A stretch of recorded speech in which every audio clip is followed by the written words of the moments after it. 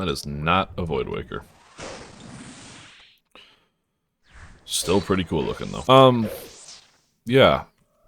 I have Blorva now. And before we hop into that, there's something else that's been on my mind, and I kind of want to bring this up. I'm calling it the spaghetti dilemma. What I mean by that is, like, you know, sometimes I want spaghetti, right?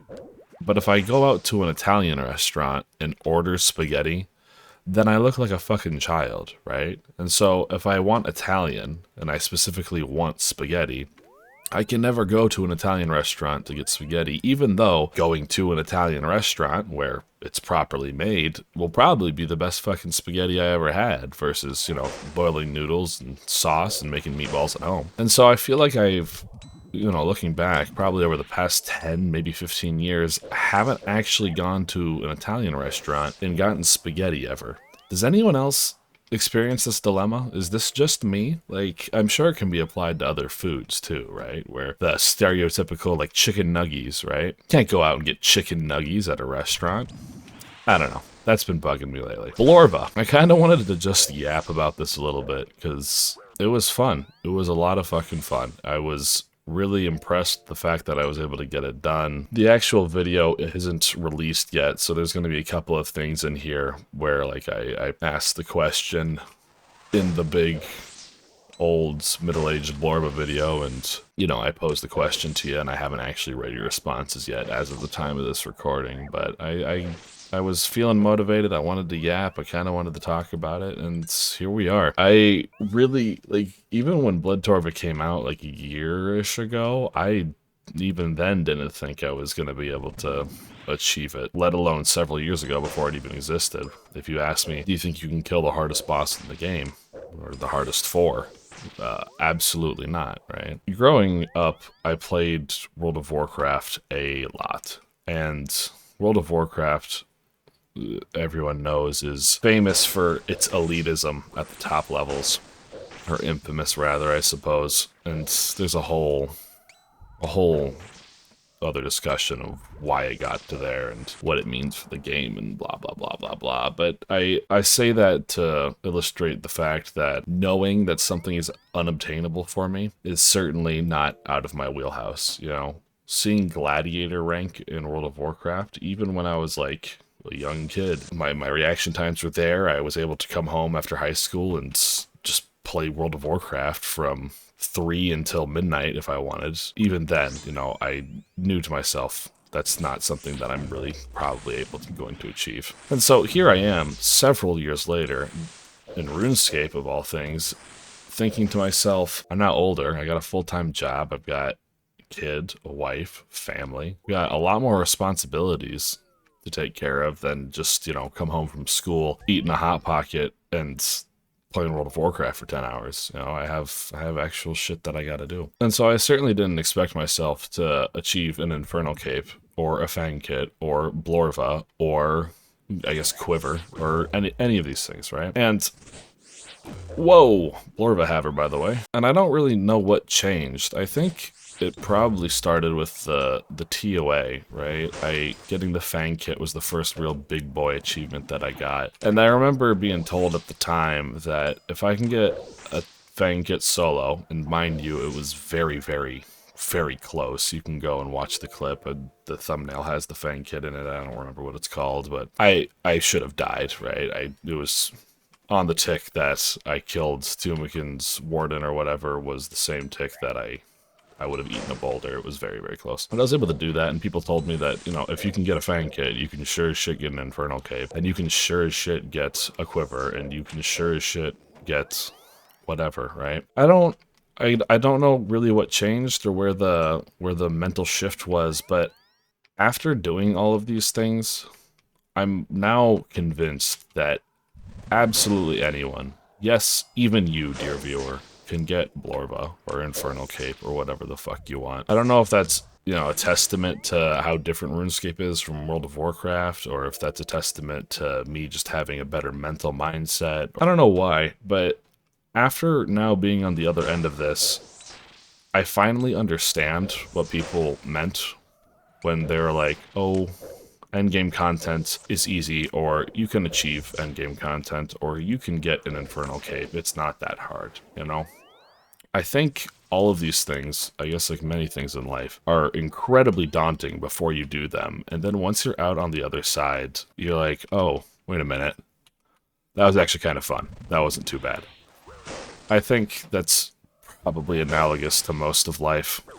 As I say that out loud, that's once you actually go and do something, it's the fear surrounding it, the mysticism surrounding it kind of fades away. Now, that's not to say that it wasn't hard. It was definitely the hardest thing I've had to do in game yet. But I say that to say, if you're thinking about it, if you're on the edge, if you have any like hesitation whatsoever about going and trying it, just go start doing it. You're gonna die. You're gonna die a lot. You're gonna fuck up constantly. That's kind of part of life. You will fuck up for days on end. You will die 58 times in a row like I did, or more. You know, that's just part of it. And as frustrating as that is, the coming out on the other end is so, I don't know. It's Dark Souls is what it is, right? You play Dark Souls, it's frustrating as hell to die to the same boss 10 times in a row, but that feeling after you kill the boss and knowing that you can come back there and, you know, kill the boss without any armor on and with a wooden club, like it's the same shit, but different shape, right? I've talked about it before, and I'll talk about it when I start like yapping about the individual bosses a little bit, but like Leviathan, right? People have done Leviathan in one inventory 27 times in a row. Thank you, noob type. That just goes to show that any damage that I took during the entire during my entire fight of getting it was simply a skill issue. And I'll talk about this in a little bit too. I've got a little notepad, so I stay at least kind of organized here. But it's one of those things where if I had the money to keep throwing my head at it, and like Leviathan, for example, continue to do Leviathan, I know that I could eventually get it to the point where it was flawless and I would have a boatload of fun doing it, I am certain. So, the bosses themselves, what did I think? What was that like? How did it go? Before I get into that, I will just reiterate one more time. You know, if I as a full-time employee, father, husband, family member, all that shit, if I can find time to crack down and get Torva, I believe in you too. If you have any doubt in your mind, you want it, go do it. Anyway, the bosses themselves. Leviathan, by far, was my favorite. Like, holy shit. I can't even begin to explain. The setting up of the arena was such a cute idea. I think, and I mean, obviously that's in the regular Leviathan too, but in regular Leviathan, it doesn't really matter that much, right? Like, you could get away with putting boulders pretty much anywhere, and if you had the DPS, you're just gonna brute force it. It would be okay. But Awakened Leviathan, if you misplace a boulder, you can kiss your fucking chances goodbye, buddy. Like, good luck. Good luck. If you get it in the stream for where the missile pathfinder is supposed to go, or you accidentally put it in a corner too much, like, you have to be paying really close attention to where you're putting those boulders, and if you mess it up, the fight's gone, right? Very punishing, but very fun. And that's kind of what I like about it, is it's super punishing for the first, like, before you get to enrage. Like, it's super punishing, but if you're doing everything perfectly, you're not taking any damage. No, you will not take any chip damage, you will not take any, like, big hits. There's no forced situations where you have to go and, you know, get hurt or sacrifice HP. It is very easily doable for the first 5 minutes of the fight before enrage. Very easily doable. Perfectly. And it got to that point towards the end, you know. I really enjoyed that I could feel that sense of progress where I was like, okay, I'm doing this perfectly now, because, you know, the first 5 minutes are a snooze fest, right? I know exactly where to place the boulders, I know exactly how to run during lightning, I know exactly how to manipulate the tornado to not hit me the way I want it to be hit, or to not be hit at all, I guess is what I'm trying to say. But I knew how to manipulate every mechanic in that fight to function the way I wanted it to function, and it's just so satisfying to reach that skill level, especially when, like, my first run going in, I just got spanked immediately, and it was like, okay, well, I have no fucking clue what I'm doing, but it was super satisfying to eventually 50 kills later be like, okay, this is almost too easy, right? I also do appreciate too, and this is part of regular Leviathan as well, and I'd like to see this in more fights in the future, but you kind of get a choice on how you want to deal with the fight, because in addition to people doing it 27 times in one inventory, people have also done the fight without any shadow barrage. And obviously that's a little bit more difficult, but if you want to, you don't have to do any of the specials or fuck with any boulder placements. Or you can do a little bit of a mix. You know, you can, if you confident in your flicks, you can save space in the arena. Now, the fight is set up in such a way that you can Shadow Barrage constantly, and that's what I did, and I imagine most people did for their first fight, so you don't have to do that, but having the option there to be a little bit more fluid with it, I would like to see that in future encounters. And then finally, the Enrage phase, man. Like, my heart was pumping. I double deathed, right? You guys saw the video. I double deathed on it. It was hard, man. And it's crazy to look at people and see them doing the flicks and moving and dodging the tornado and not worrying about anything when I was so jad handsy and so sweaty and so nervous the entire time. It's crazy to think that even the enrage phase where you're doing something every single tick, or multiple things every single tick, moving and changing your prayer every single tick, right, can be done completely damageless. Absolutely wonderful fight. If I had all the money in the game, I would be there probably every single day, because it's just really fun and really satisfying. I think they did a phenomenal job with Awakened Leviathan, and I really hope to see some more challenging shit like that in the future. Duke, on the other hand, and I was harsh on Duke when I first finished him, but I don't. This is hard for me. I didn't like him for a lot of reasons. I have beef with chip damage. I don't like the constant eating, even if you're doing the fight properly. I don't like the constant eating, and I'll circle back on that, and I'm going to sound kind of like a hypocrite, but I will circle back on that. I'm not a big fan of chip damage. I've made that abundantly clear in previous videos and yaps and whatnot. So there was that where I didn't really like it. And then additionally, once you got the poison walk down and you feel like you're doing things right, the fact that an eye special attack can happen in the middle of the poison walk feels really cheap. And I don't know, maybe it's still cope a week later, but it still felt really fucking scummy to me to be doing something perfectly and then have a random chance for it to go, okay, you now take either 90 damage from the eye or you take, 60 damage from sitting on poison. That's just, those are your options now. Again, is it possible to tick perfect dodge it? Probably, but then you fall out of the acid cycle.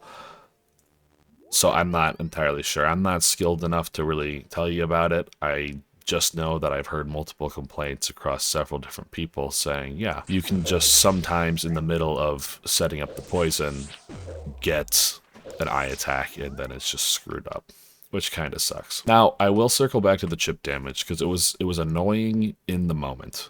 It really was, and I don't think I like it. I mean, I know I don't like it as a regular mechanic for regular bosses. That being said, for something as difficult as Duke, I think I'm willing to forgive it, in the sense that, like, it's supposed to be a marathon fight. It's annoying, especially, I think the reason it feels so annoying is attack delay on after you eat hard food. But for something as long and as marathon-y as Duke, especially when there's opportunities, like when you have to hide behind pillar or when you have to walk, places like that where you're not attacking Duke, I think I can forgive it and be actually okay with it, because those are your opportunities to eat, right? Those are placed there very deliberately when you're running around placing the smoke bombs in the right vents, and when you're hiding behind the pillar, that is your opportunity to eat. And I think I'm okay with it. And I honestly, in the moment, really didn't like it. It felt kind of annoying, but looking back, I think it's appropriate for Duke. The chip damage is big. Obviously, it can just like chip you for a 9, and that stacking up over time can be a little bit tiresome, but I think it was done very tastefully in Duke, and so I'm willing to forgive it for that. And the reason I have Duke second here on the list is I truly think that if I went back and continued to do Duke, I think I would like it second best, honestly. It's probably pretty close to Leviathan. The more I sit and reflect on how I felt about it, I think I like it more and more, which is just crazy to say given my previous opinions on chip damage, but who knows? The difference between hypocrisy and changing your mind is the amount of time in between, I guess, right? Maybe I'm growing as a person. Now, on to Vard. Vard was intense, and I did it all live on stream, which was a lot of fun. Thank you for everyone who tuned in. That was a blast. I don't think I could go back and do it again. I feel like a good chunk of my Blorva and this is probably just the case for everyone, right? You get good orbs on Leviathan, you get good RNG with the Poison Walks, you get good RNG with the Vard Axes and Prayers, you get good RNG with the Whisperer Pillars, right? There is probably a little bit of luck involved in getting Blorba. Vard in particular, I don't even feel like, I know that I got really fucking lucky towards the end. I watched it back with, in fact, Burnt Fish shouted this out. Shout out to him. Oh, Blorba Haver, by the way. Burnt Fish called this out when I was, after I finished, and I looked back on it.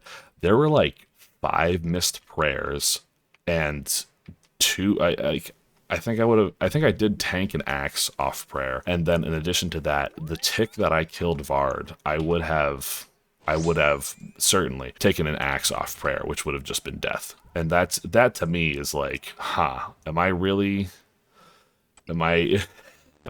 cut out to beat the boss, or did I just get super lucky? And I think the reason that I feel like I got super lucky with it is because that fight is just so fast. Like, it is easily the fastest fight compared to the other 3. Like, there is so much going on at once. Like, I talked about the enrage phase for Leviathan, feeling like you had to, you were prayer switching and moving all at the same time. That is the entire Vard fight. There is probably multiple times throughout the fight, you will have to move a tile to dodge an axe and switch between 3 prayers all at the same time. And if you can't figure that shit out, or if you're not fast enough, fuck you, Bob's your uncle, And then in addition to that, once you get to the enrage phase of Vard, like below 25%, where the captures are coming in, the captures are a lot faster than you're used to. And part of it probably was nerves, but it was way too quick for me. Everyone watched me fumble that shit constantly. Like, even pre-enrage captures, it was hard, man. I was not cut out for clicking that fast and reacting that quickly. I don't know what it is, but my brain just can't hack it anymore. Maybe it could at some point, maybe it never could, but I do not have the skill set, I don't think, to react that quickly. And I know that might sound counterintuitive to what I said at the beginning of this, which was anyone can do it, and I do truly believe that anyone can. Given enough attempts, you'll get used to these things, and it's not like missing the captcha is gonna one-bang you. But I do feel like I got a little bit of luck blessing me towards the end of the Vard fight, and so I don't know that I'd really ever want to go back and keep trying it. Maybe one day, maybe when I have enough money in the bank to throw an afternoon worth of attempts away, I can start doing that. But I don't know. The other note that I have written down here about that is it sounds opposite to what I usually say, which is, super punishing stuff I really enjoy, right? Like Fasani's, I really enjoy Fasani's Nightmare. And if you miss a melee attack there, you're taking a 75 or an 80. I don't know what its max hit is. It's a lot. You're taking a lot of fucking damage if you take a melee hit off prayer. And I think the difference between that and Vard is Fasani's, you're dealing with one thing. You hear rah, and she starts to swipe. You pray melee. Vard, you have to, be moving, prayer switching, and paying attention to where the axes are all at the same time. And if you don't, you're taking an axe off prayer, and you're taking a 70 to 80 probably. Now, obviously, the answer to that, or the solution to that, is always prioritize dodging axes. Like, if you have to deal with multiple things at once, then obviously worry about dodging the axe, then worry about the prayer, then worry about hitting Vard last. But it was just so much all at once. I felt pretty overwhelmed. And as a result, I don't know that I have a strong desire to go back, but who knows? Maybe one day. And finally, Whisper. I love Whisper. I love Whisper as a concept for a fight. Spooky ghost goth mommy. Cool. Sign me up. I like that I got to use my Tumikin's Shadow. My very first Mega Rare. There's a special place in my heart. And then, of course, when DT2 first came out, it was the boss that I farmed all the time because I had the Shadow, and I wanted to get a ring, and I did. And I sold a Bellator ring for like 400 mil, and it helped make my account, so there's always going to be a special place in my heart for the goth mommy. However, the fight it wasn't that interesting, and I think that's pretty universal. It was just Whisper Whisperer, but longer. You know, the orb special was the exact same as the regular fight. I could be wrong, maybe like it's faster or something, but if you know the orb specials from the regular Whisperer's fight, you know the orb specials for the Awakened. Good. The tentacles, I mean, everyone already dodges in an L, or at least if you're going super sweat mode with the regular fight, you already dodge in an L to dodge the tentacles, so that doesn't mean anything. There is a rare chance where, you know, there's a tentacles where you won't dodge in an L, you'll just dodge straight out, but plenty of time to react to that. I don't know, she's Jad, but with some specials. The obvious, real big difficult one is the pillars. And in the video, and in the moment, I was definitely a little salty with having to memorize the pillars as fast as I thought I had to, right? It felt like it just came out really quick, had to memorize it, and it felt bad. And I was a little annoyed because, you know, I'd think that I'd memorize it properly, and then I would get fucked. And then he takes 70 insanity damage, and it's just not fun, right? But going back and looking at it, and eventually on the kill that I got, the Whisperer kill, you have a lot more time than you think. Like, you can't run down the entire timer, but I was clicking on the Black Soul Stone to get into the Shadow Realm. And then I was going into the Shadow Realm for like maybe 3 ticks, so like a couple of seconds, and then I was popping right back out. And I was only losing like 4 insanity, maybe a little bit more. You have time, and you have the opportunity to gain sanity back throughout the fight. Take as much time as you need to memorize it. You know, Red Eye talks about how you should find the one with the most health, then look to the opposite side and find the order of those 3 from lowest to highest on that opposite side, and then everything kind of reveals itself. And that's true. And so combining that with the knowledge that you have more time than you think, it wound up being pretty free towards the end. And the Enrage phase was nothing to write home about. It's the same as the other Enrage phase to my memory. I haven't done regular Whisper in a long time, but I'm fairly certain it's the exact same thing. You just switch back and forth between mage and range and dodge tentacles, man. So I am a little disappointed that there wasn't more to the fight, given, you know, she's got a special place in my heart. But I don't know that there's really much more they could have done if I look at it objectively. Now, without adding like completely brand new mechanics to the fight, which I guess technically they did for Duke, right? With the poison walk, but I don't know. Like, without really changing the fight a whole lot, I don't think there's a lot that they could have done without completely ruining the theme of Whisper. Maybe I'm wrong, maybe I'm giving it too much credit, but that's kind of how I felt. Was a little disappointed, but not surprised. I also thought it was too long, too. 10 minutes for that fight. I mean, it's the marathon fight, so maybe it was the right amount of time. I don't know. Just pretty underwhelming. And it being as long as it was just pretty meh. So final thoughts. You know, and these are things that got brought up to me as I was doing it, and things that are kind of rattling around in my head still. The big one being, should these bosses be free to fight for those who already have Blood Torva? The general answer, the knee-jerk answer, is like no. It's a phenomenal money sink. Endgame players have massive banks anyways, and this is a good way for them to spend gold. And I think I agree with that, but it leaves an odd group kind of out to dry, which is me. Pay attention to me. By that I mean individuals who have Blood Torva but don't have maxed banks, right? I don't have a maxed bank. I need to continue to like grind gold to get my bank up. So, you know, where do I kind of fall in line? Like, if I want to go back and do those fights, it costs me a shit ton of money. So I guess like I don't do that until I have a maxed bank, or I just, you know, accept that I won't be buying that gear upgrade I'm looking for another fight because I have to spend 1.5 mil potentially to do the fight. I think it's fine the way it is. I think I would like in a perfect world the opportunity to fight the boss with knowing that I'm not getting loot, but also like I only have to pay the death fee. There's no 1 million gold entry fee. Or hell, fight the boss after you've gotten Blood Torva, no death fee, no entry fee at all, just off we go, right? You can enjoy the content. I understand that in an MMO, like, you have to balance the economy and you have to balance access to these bosses with the economy in mind. But it does feel like a huge shame to have what I now consider to be some of the best bosses in the entire game, even with all the qualms that I was just talking about. I was trying to be objective, but some of the best bosses in the entire game, hands down, being locked behind a fee that most people never, ever will tackle, right? I would like the opportunity to experience that content more, is all I'm saying. You know, it feels like a shame to have such amazing content locked away from so many people.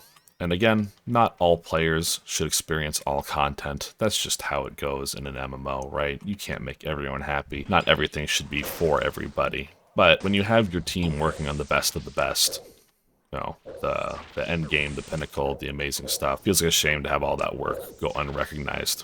When you consider, you can see it on the screenshots, I guess, but like I think like 25,000 people have Vlorva, probably less, because that's 25,000 total kills, which means that includes duplicates. Seems like something not a lot of people, even if people were dying, just the opportunity to go in. I don't know. It's pretty rambly. I think I do think it's appropriate the way that it's set up right now. I just, in a perfect world, would like to be able to go back in and not have to spend money to experience fun content. This is another thing I talked about briefly in the main video, which I'm sure I will now have feedback on.